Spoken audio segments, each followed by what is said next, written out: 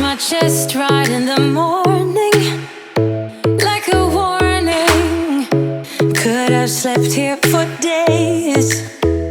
I felt your heartbeat, felt your mouth breathe, but it's not real. We were close to. Hey guys, it's Val with JohnyTechReview. I hope you guys are having a good week so far. So about 2 weeks ago, I dropped a headphone reviews and I was hinting at you guys that I will have more headphone review comments. So this weekend I have the opportunity to go ahead and show you these. So I've been using these for a while now. These are from Rosewill. They are marketed as high-res audio, as you can see right here. They say high-res audio right here. And what these are is you have two models here. This is the EX500 and this is the EX700. And I have the opportunity to use these for about a month now, almost. So at the time I just review, this pair here, the EX500 is about, I think $40, and this one is about $50. So I kind of want to go over some of the features they share, and then some of their differences, and kind of give you an idea of the sound signature and how I like each of them. So let's begin with this one here. This is the EX500. I'll go ahead and read some information off the screen here. So basically, this is a hybrid driver. It has one ceramic driver and one 10mm dynamic drivers. It has a sensitivity of 98 decibel. It has a frequency response of 20 Hz to 40,000 kHz, which is quite high compared to most of some of the other headphones out there. You have an impedance of 33 ohm, which is important. I'll tell you that later. And then you have here a mic sensitivity of minus 42 decibel, and the cord is about almost 4 feet long. So that's this one right here. And over here we have the EX700. This is the one that costs $10 more. Of course, this one here has an 8mm driver, so it's a little bit smaller driver. It also have another driver, which I'm not sure what it is here exactly, but this one has a sensitivity of 102 decibel compared to 98 in this one. So this one actually is a little bit louder, just to give you an idea. And then this one has a 26 ohm impedance, again a little bit lower than the other one, so therefore it's easy to drive this one. You also had the same mic sensitivity at minus 42 decibel, and the cord in this one is also almost 4 feet, so they are roughly the same. So here we go. This is the EX500. You can see this one is distinguishable from the EX700 because this one slightly have a bigger housing, and you can feel here it sounds very ceramic and kind of metal, but I think it's ceramic, as you can see right now. And then you have this really nice like cable here. It's a plastic, it's wrapping, but it feels pretty solid. And they get tangled, but they do get untangled easy. They don't really stay in place. And here's the angle plug. It's 90-degree angle. And here, of course, you have the built-in microphone. So here's the EX500. As you can see, you have similar setup here, but the different here, again, this driver is actually smaller and it's straight. So this one here, same cable, same microphone setup here, and then of course you have the same angle plug here, as you can see right here. With both versions, what you're getting is a user menu, and also you get one of these right here. This is a set of ear tips, so they give you 6 set of ear tips you can pick from. The white one and then the dark one here. So they do say these are patent ear tips. I don't know any different. Really, some of them are, the black one's a little bit harder than the white one, and that's about it. But I use the medium size, and that's what I use on these. So first off, I want to talk about the microphone and the multi-function button here, because they both share the same unit. So on here you have a microphone, and then you have this one button here on iOS and Android. They behave differently, but I use on iOS. Double tap to skip next song, play, pause, also resume music. This all work on here. I'm using this to an adapter because I have an iPhone 7 Plus, and that works fine, no problem now. So now that we have all the similarity out of the way, let's talk about the differences. So first, let's talk about the EX500. So this one here, as you can see, it has a lower angular design, and the driver is kind of big, as you can see. You can't really mess this up and put it in the wrong way, because the way it's designed is it goes in an angle, so you put it in just like this.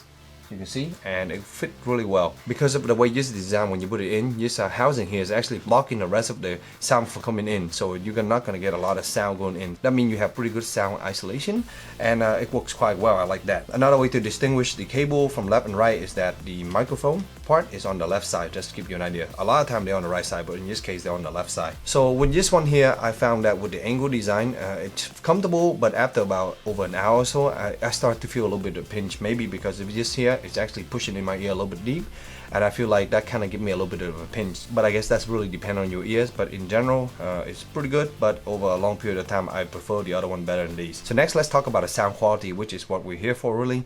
And these has a really nice sound quality. Let me start out by saying that in the low region, in the bass part, you're gonna get a really decent nice bass hit that is clean, and it's very precise, which is really interesting for something that's only costing 40 bucks. I expect, you know, a lot less, but I'm getting a lot more out of these, and I'm really happy with these.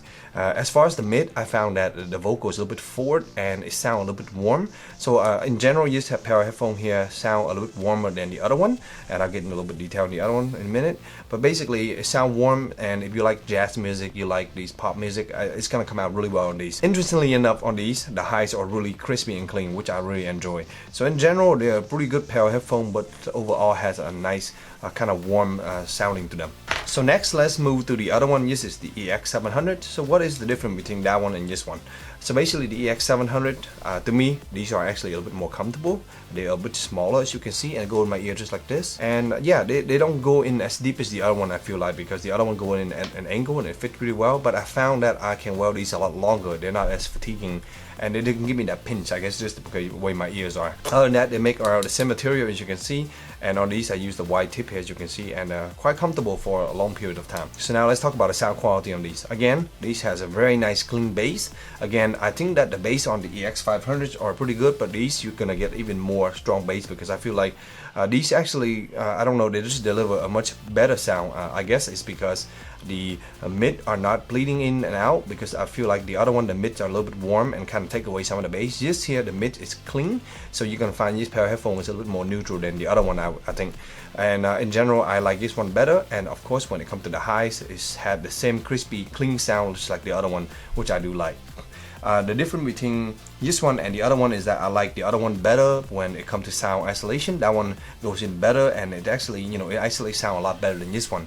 But this one is not too bad. The difference is you put both of them in, and as soon as you crank the music up, you're not going to be able to hear anything outside. Another thing to point out is that because this one has a higher sensitivity and also a lower ohm, it's easy to drive this one, and this one get louder than the other one quicker.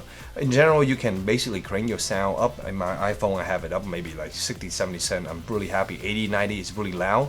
So in general, you don't even need to crank it up that high, just in case you're wondering about that. Another thing I want to point out is that on both these, you get a pretty minimal sound leak. So when you put them in your ear and you have music playing, you know, unless someone is right next to your face, they're not going to be able to hear anything you're listening to. So just keep you an idea there also. So guys, that is basically my quick review there. As you can see, both these has basically very similarity, and the only difference, I guess, is the design in the housing and how they sound. On paper, they both look about the same as far as frequency response, but the difference there is, of course, it's just the more sensitivity and the different type of driver that goes into these. Other than that, guys, I think they're basically roughly the same, as you can see, so you can't really go wrong with either. It just depends on your style.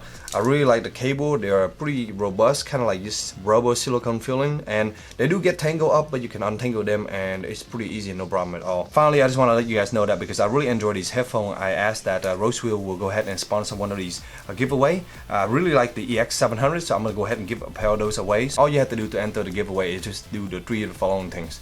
Number 1, of course, be a subscribe to my channel. Number 2, leave a comment box down there below. If you have any question, anything, it doesn't matter, just leave something down there. And number 3, finally, is to follow Rosewill on Twitter. I'll leave a little link below for you guys to do that also. A week from now, I will randomly pick a winner, and then we'll send the headphone to you guys. Again, I would like to say thank you to Rosewill to send this unit out for me to review. I hope you guys enjoy your short little review, and if you found it useful, please give it a like. If you haven't subscribed yet, please do, and also enter the contest. Thank you very much, and stay tuned for more future videos.